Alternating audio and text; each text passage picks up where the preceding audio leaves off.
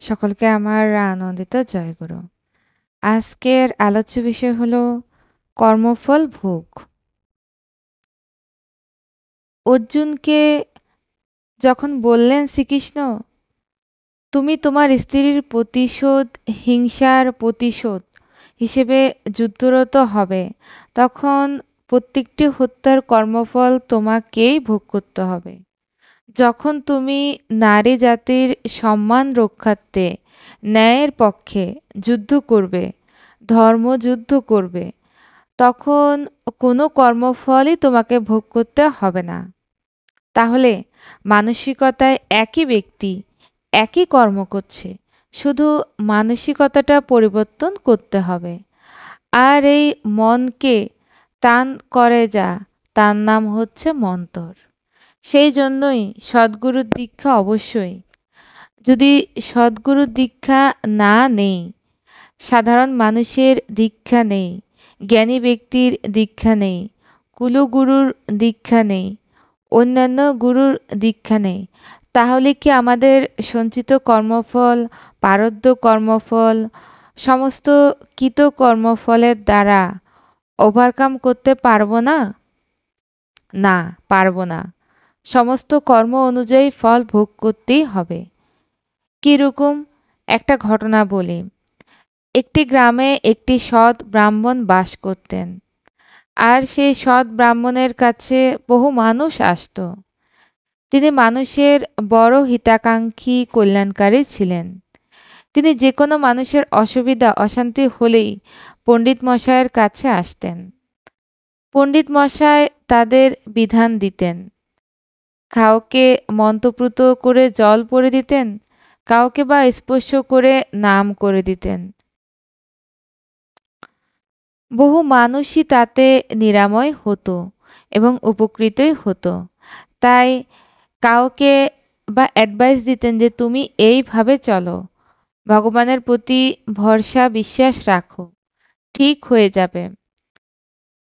তাই মানুষ ঠিক হয়ে যেত। পণ্ডিতের ওই গ্রামের লোকেরা সবাই খুব মানত।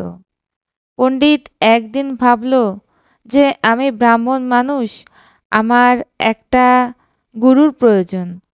তবে গুরু তো বড়সড় পণ্ডিত মার্গের লোক হতে হবে, সর্বজ্ঞানী হতে হবে। তাই শুনেছি কাশীতে নাকি অনেক বড় বড় পণ্ডিতেরা তপস্যায় থাকে। পুরুষোত্তম ক্ষেত্র সেই কারণে কাশীতে যাত্রা করলেন। সেখানে গিয়ে জিজ্ঞাসাবাদ করলেন যে এইখানের বিখ্যাত পণ্ডিত কারা কারা। তাদের মধ্যে একজন পণ্ডিতের কাছে তিনি গেলেন। প্রণাম করে তার মনের ইচ্ছার কথা বললেন যে আমি দীক্ষা নিতে চাই, আমি জ্ঞান সংগ্রহ করতে চাই, ঈশ্বর প্রাপ্তির পথে এগিয়ে যেতে চাই। সেই পণ্ডিতের দীক্ষা হলো। গুরুদেব বললেন, একদিনে তো সব কিছু জানা যাবে না, তুমি গুরু সঙ্গ করো, কিছুদিন এইখানেই থাকো। বেশ কিছুদিন গুরুদেবের কাছে থাকলেন। তারপরে বললেন, না, আমি গ্রামেই ফিরে যাই। তাই পণ্ডিত পুনরায় গ্রামে ফিরে এলেন।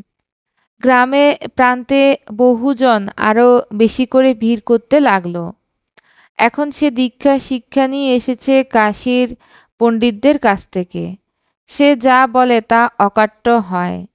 সে বাক সিদ্ধ হয়ে গেছে। বহু মানুষ আশেপাশে গ্রাম থেকেও আসে। সকাল থেকে লাইন পড়ে যায়। রাজার কানে এই কথাটাই উঠল। তাই রাজা তার কর্মচারীকে পাঠালেন যে তাকে সাদরে সম্ভাষণ করে বলো যে রাজা তাকে আমন্ত্রণ জানিয়েছে। রাজার লোক এসে যখন তার আমন্ত্রণের কথা জানালো, পণ্ডিত যেতে রাজি হলো এবং রাজ দরবারে এসে হাজিরও হলো। রাজা চেয়ার থেকে উঠে দাঁড়ালেন, পণ্ডিতকে নমস্কার জানালেন। আর একটা খুব শ্রদ্ধাসহ আসনে ব্যবস্থা করে রেখেছিলেন। বললেন, আপনি আগে বসুন, তবে আমিই বসব। এতটা ভক্তি শ্রদ্ধা জ্ঞাপন করলেন আর বললেন, পণ্ডিত মশাই, আপনি শুনেছি কাশী থেকে দীক্ষা শিক্ষা গ্রহণ করে আসার পর আপনি বাকসিদ্ধের মতো যা বলেন তাই হয়, বহু মানুষ উপকৃত হয়। আমার রাজ্যের গ্রামগঞ্জের লোকেরা লাইন দিয়ে আপনার কাছে যায়। আমার কিছু প্রশ্ন আছে, সেই প্রশ্নের উত্তর যদি আপনি দয়া করে দেন। পণ্ডিত মশাই বললেন, আপনার যাবতীয় প্রশ্ন আছে, বলুন। রাজন তখন তার প্রশ্নের কথা একটা একটা করে বলে আর ব্রাহ্মণ পণ্ডিত তার উত্তর দিতে থাকে।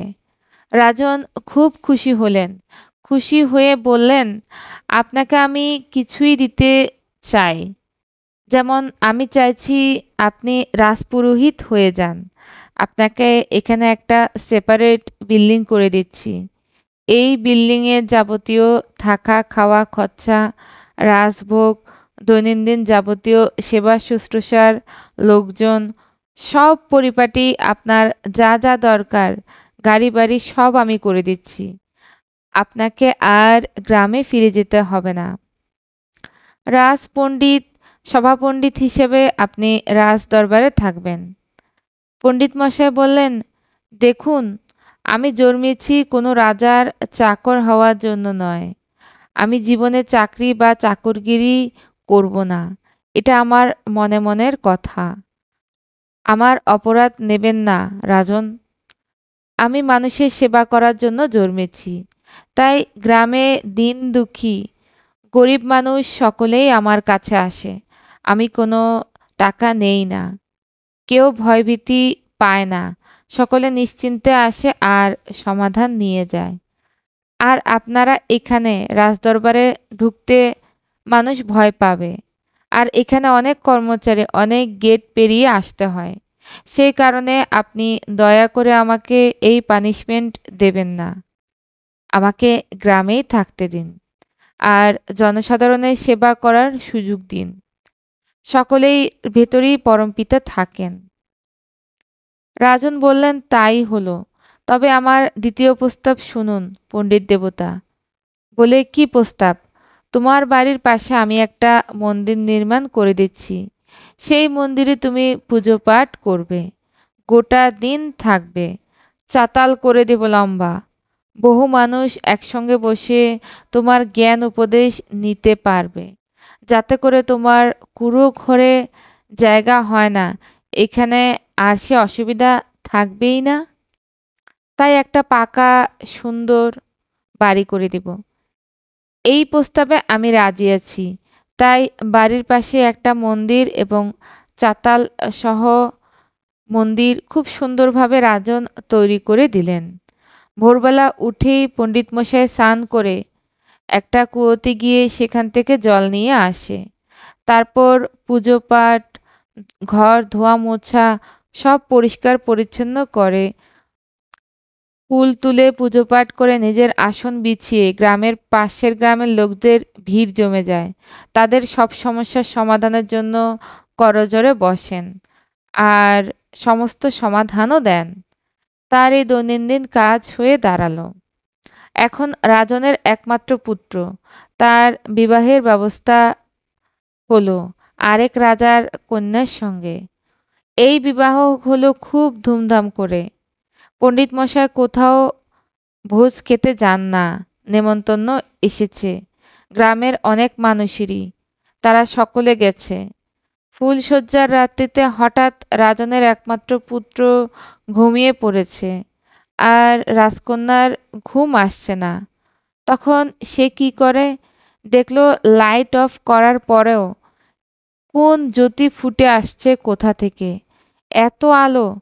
তাই খাট থেকে উঠে খুঁজতে আরম্ভ করলো। দেখে খাটের তলে একটা বড় তলোয়ার, আর সেই তলোয়ারের হীরা, বড় বড় হীরের টুকনো বসানো আছে, মণিমাণিক্য বসানো আছে, আর সেই হীরেগুলো অন্ধকারে জ্বলজ্বল করছে, এই জন্য এই জ্যোতির ছটা। তখন সে ওই তলোয়ারটাকে খাপ থেকে বার করে খাটের উপরে এনে ভাবছে যে এই তলোয়ার দিয়ে কত লোকের গলা কেটেছে রাজনের ছেলে, কত যুদ্ধবিগ্রহ করেছে। মানুষের গলা তো এতটুকু মাত্র, এক বিদ্যাও না, 4 আঙ্গুল গোল।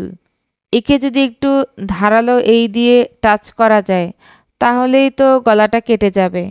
এটা তো স্বাভাবিক, এখানে কোনো হাড়ও নেই।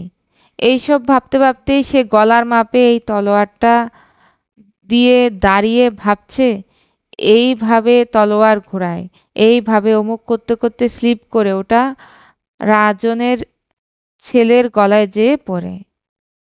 তাই যা হবার তাই হলো। ঘুমন্ত অবস্থায় রাজনের ছেলে দেহত্যাগ করল। এবার আমি কি করি, বাঁচি কি করে? এই যদি সকাল হতে হতে রাজন জানে তো আমার মৃত্যুদণ্ড অবধারিত। কি করা যায়, কি করে বাঁচব, এই দুশ্চিন্তায় সে পায়চারি করতে লাগলো। এদিকে খাটের মধ্যে ধরাশয়ী হয়ে রক্তাক্ত, একবারে বিছনা ভিজে গেছে রক্তে, আর রাজার ছেলে নেই, চিৎকার করে কাঁদছে। লোকজন এসে দেখবে ঘরে কেউ নেই, নিশ্চয় আমি এই কাজ করেছি, এই ভাবছে আর পায়চারি করছে। হঠাৎ দেখে জানলা খুলে সেই কুয়োর পাড়ে ব্রাহ্মণ স্নান করে জল নিয়ে চলে যাচ্ছে। তখন সে চিৎকার করে উঠল, বাঁচাও বাঁচাও বলে, আর রাজদারোয়ানগুলো দৌড়ে এসে বলল, কি হয়েছে রানী? তো হলো, ওই যে লোকটা চলে যাচ্ছে, ও রক্তগুলো ধুয়ে স্নান করে বালতি করে জল নিয়ে চলে গেছে। ওই লোকটা আমার স্বামীকে মেরেছে, তোমরা দৌড়ে গিয়ে ধরো। রাজার প্রহরীরা তখন আটকালো পণ্ডিত মশাইকে, রাজদরবারে নিয়ে এলো। রাজদরবারে পণ্ডিত মশাই করজোড়ে রাজাকে বললেন, হে পণ্ডিত ভগবান, তোমার আমি কি অপরাধ করেছি? আমার একমাত্র পুত্রকে তুমি মেরে ফেললে কেন? বলে, বিশ্বাস করুন রাজন, আমি কেন ওকে মারব? আপনি তো আমাকে রাজদরবারে ঠাঁই দিতে চেয়েছিলেন, রাজভোগ খাওয়াতে চেয়েছিলেন নিত্য। আমার সেই সব লোভ নেই, আমি কোনো স্বার্থে তাকে হত্যা করব। আবার পুত্রবধূকে ডেকে বলছেন, তুমি ঠিক করে বলো। তাহলে হ্যাঁ, আমি নিজের চোখে দেখেছি। নেপালি উনি পালিয়ে যাচ্ছিলেন, হঠাৎ আমি তাকে ধরে ফেলি। বলে, ব্রাহ্মণকে তো হত্যা করা যায় না, প্রাণদণ্ড দিতে পারে না, আর বৌমা তো মিছে কথাও বলবে না, তাহলে কি শাস্তি দেওয়া যায়? বলে, হাত দুটো কেটে দাও, মন্ত্রীকে বললেন।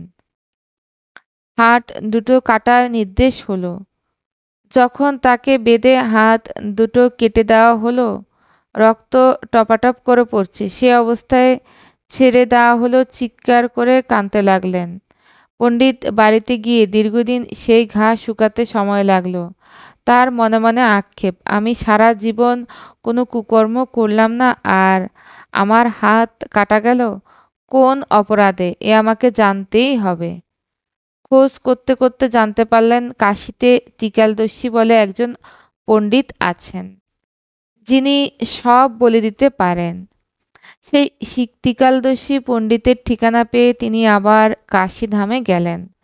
হাতের ঘা শুকিয়ে গেছে। ত্রিকালদর্শী পণ্ডিতের বাড়িতে গিয়ে কড়া নাড়ছেন। তার স্ত্রী বললেন যে এটাই ত্রিকালদর্শী পণ্ডিতের বাড়ি, এখানেই অপেক্ষা করুন, এই চালাতে এইখানে বসবেন। উনি একটা অকর্ম অসভ্য লোক, যে কোনো আয় রোজগার করতে পারে না। সে ত্রিকালদর্শী, সকলের ভাগ্য রচনা করে বলে দিতে পারেন। এমন অপদার্থ লোক আর পৃথিবীতে হয় না।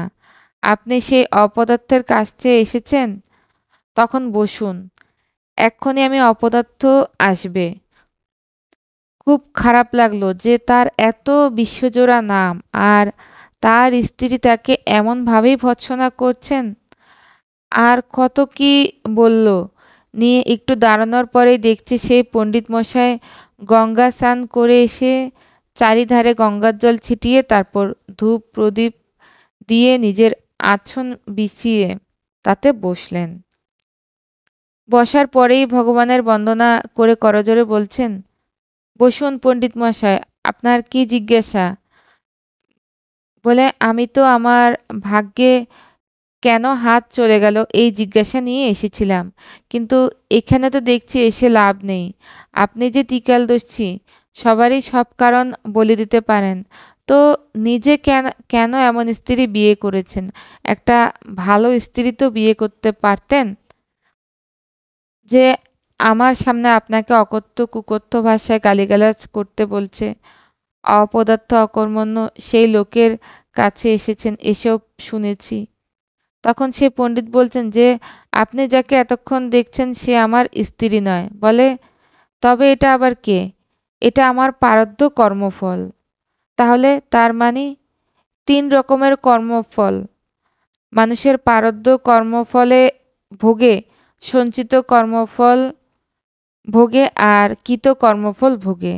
তাই এ হচ্ছে আমার প্রারব্ধ। তাহলে কি রকম? বলে, ও আগের জন্মে ছিল একটা গাধা, আর সেই গাধাকে তার মালিক এত বেশি বোঝাতো যে পিঠে ঘা হয়ে গেছিল। ওই একটু ছাড়া পেলেই এই গাছতলাতে এসে বিশ্রাম নিত। আর আমি আগের জন্মে ছিলাম কাক, আমি সেই ঘায়ে ঠোকর দিতাম। যখন ঠোকর দিতাম ওর খুব জ্বালা যন্ত্রণা বেড়ে যেত, ও তখন উঠে পালিয়ে যেত। কাকে চালাতে যেখানেই গিয়ে বসতো আমি সেখানেই আবার ঠোকরাতে আরম্ভ করতাম। আমার বেশ মজা লাগতো। এই করতে করতে তার ঘায়ের পরিমাণ দগদগে হয়ে বেড়ে গেল, আর আমারও ঠোকরানো বেড়ে গেল। যেখানে যায় আমি সেখানেই যাই। একদিনে গভীর হয়ে গেল ঘাটা। আমার ঠোঁটটা জোরে ঠোকরাতে ঠোকরাতে ওর হাড়ে আটকে গেল। যখন হাড়ে আটকে গেল তখন এই গাধা জ্বালা যন্ত্রণায় ছটফট করতে করতে পাশে একটা নদী ছিল, নদীর জলে ঝপাং করে পড়ল। আর আমিও উড়ে পালাতে পারলাম না, আমার ঠোঁটটাও আটকে গেছিল ওই হাড়ে। তাই দুজনেই ডুবে মারা গেলাম। ও জন্ম নিল আমার স্ত্রী হিসেবে, আর যে ঠোঁট দিয়ে আমি ওকে জ্বালিয়েছিলাম সারা জীবন, সেই ঠোঁট দিয়ে ও আমাকে প্রত্যেক মুহূর্তেই প্রতিশোধ নেয়। আমাকে অকথ্য কুকথ্য ভাষায় গালিগালাজ করে। ও জানে না আমি সব জানি। তাই আমি মুখ বন্ধ করে সব সহ্য করি। আমি আর নতুন করে কর্মফল সৃষ্টি করতে চাই না। আমার প্রারব্ধ ভোগ আমি ভোগ করি। তাহলে ঠিক আছে। তাহলে টিকালদর্শী পণ্ডিত, আপনি এবার বলুন, আমার জীবনে আমি কখনো কোনো পাপ করিনি, তো আমার হাত দুটো কেটে দিল কেন রাজা? তখন বলছে, বসুন, আপনি আগের জন্মে এক সন্ন্যাসী ছিলেন। এই সন্ন্যাসী প্রকৃতির মানুষ হওয়ার জন্য আপনি প্রতিজ্ঞা করেছিলেন মনে মনে ছোট থেকেই, আমি জীবনে মিথ্যা কথা বলবো না। সেই অবস্থায় একদিন আপনি ধ্যান করছিলেন, একটা গাভী দৌড়ে পালিয়ে গেল। পিছনে একজন কসাই বড় ছুরি হাতে আর তরোয়ালের মতো ধারালো অস্ত্র নিয়ে তাকে কাটবে বলে যাচ্ছিল। আপনাকে জিজ্ঞাসা করলো, সাধু বাবা, এই ধারে একটা গায়ে পালিয়েছে, আপনি দেখলেন? যদি আমি বলি হ্যাঁ, তবে সে তো এখনই কাটা পড়বে, ওকে তো কষায় মেরে ফেলবে। আর যদি বলি না, তাহলে আমি মিথ্যাবাদী হয়ে যাব। তখন উভয় সংকটে পড়ে আপনি আঙ্গুল দিয়ে দেখিয়ে দিলেন হাত বাড়িয়ে, আর সেই ইঙ্গিতে সেই রাস্তাতে গিয়ে গায়েটা ধরা পড়ল এবং কসাই তাকে হত্যা করল। তাই এ জন্মে সে গাইটা হলো রাজরানী, রাজার কন্যা, আর ফুলশয্যার রাতেই তরোয়াল দিয়ে হত্যা করলো তার স্বামীকে। সেই কসাই হলো রাজার পুত্র, তাই প্রতিশোধ নিল। প্রত্যেকটা কর্মের ফল মানুষকে ভোগ করতে হয়। পৃথিবীতে কিছু অঘটন নয়, সবটাই ঘটনা। ঠাকুর বললেন, তোমরা দেখতে পাচ্ছ না, বুঝতে পারছ না, তাই অঘটন বলে, অদৃষ্ট বলে মানুষকে দোষারোপ করে ঈশ্বরকে। তাই কর্ম করার আগে চিন্তা করতে হয়, কর্ম করে পরে চিন্তা করে লাভ নাই। একমাত্র পুরুষোত্তম সদ্গুরুর দীক্ষা নিয়ে পারদ্য সঞ্চিত কর্মফলকে অত্যাধিক অধ্যবসায়ের দ্বারা অনুরাগ নিয়ে নাম করতে করতে সিদ্ধিলাভ হলে তখনই এই কর্মফল কিঞ্চিৎ কাটানো যায়, হালকা করানো যায়। এছাড়া বাঁচার দ্বিতীয় কোনো রাস্তা নেই। তাই যেমন কর্ম তেমন ফল। সকলকে আমার আনন্দিত জয়গুরু।